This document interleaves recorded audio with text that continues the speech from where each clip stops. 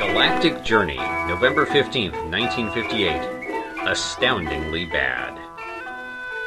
I'm willing to concede that we, currently, live in a man's world. Men make up most of the protagonists and characters in science fiction, and the vast majority of science fiction authors are men. This month's Astounding does not buck this trend. Virtually every story has no, or at best a token, female presence. I suppose I should be grateful for this, however, as I would rather have no women in my stories than see them horribly mistreated and poorly portrayed, as I saw happen rather gratuitously. I'm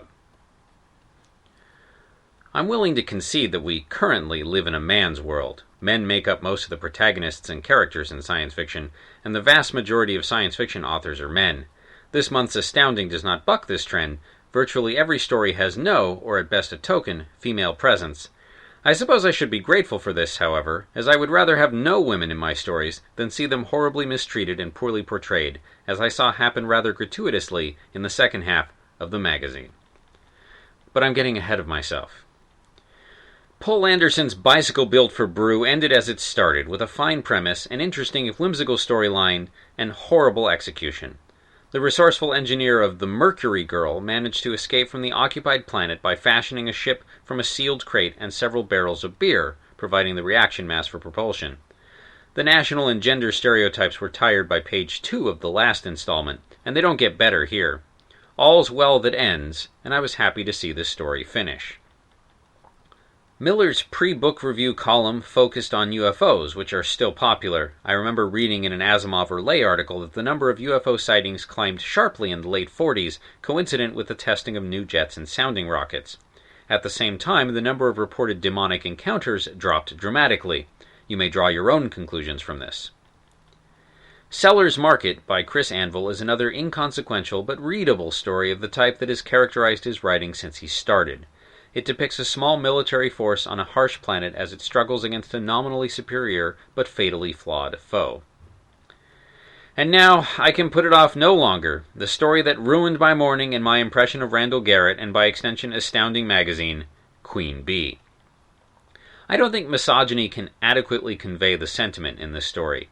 Hatred of women may get closer to the mark. The setting of the story was interesting enough. 4 men and 3 women marooned on a wild planet for life. However, the story begins with the viewpoint character hitting a woman. She was hysterical, of course. And it goes downhill from there. It is decided, pursuant to codified law, that the males and females must breed constantly and switch partners each time such that a colony with a maximum of genetic diversity can be produced. One of the women, the only married one, seems fine with this, much to the consternation of her old-fashioned husband. The other 2 women resist the idea for some reason. One of them is diagnosed by the resident doctor as a man-hater, and the other is a Taming of the Shrew Kate-type character. That's all right. The male characters beat sense into them, quite literally. The man-hater, after being walloped a good one, realizes the error of her ways and becomes pregnant shortly thereafter. But the other holdout won't budge despite several clouts and a full course of spanking. Eventually, she kills the other 2 women so that she, as the only woman, can enjoy an indispensable, and perhaps beating-free, status. Given the circumstances, I'm not sure that I find her actions unreasonable. Of course, the men are horrified, and they exact a horrible revenge. Mete out appropriate justice. They hold a trial and find her not guilty by reason of insanity. And then, they lobotomize her, turning her into a mindless, childbearing factory. What is so maddening about this story is its contrast with Judith Merrill's story in this month's F&SF.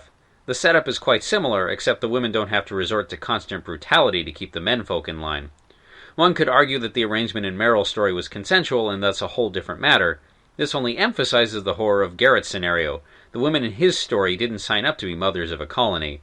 They certainly never agreed to be dominated and brutalized by their fellow castaways. Perhaps if the story had been meant as satire, I could have taken it.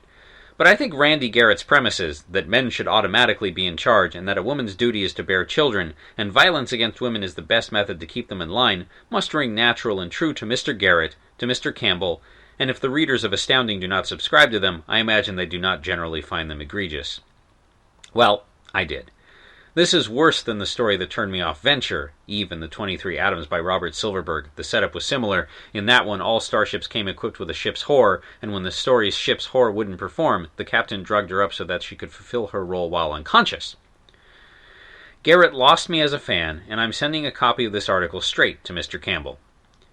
Sorry to end this piece on a down note. I will hopefully have cheerier things to discuss next time around. The final score? 4 stars for the first half, 1.5 for the second, 2.25 for the whole magazine. The original written article, linked stories, and images can be found at galacticjourney.org by Gideon Marcus.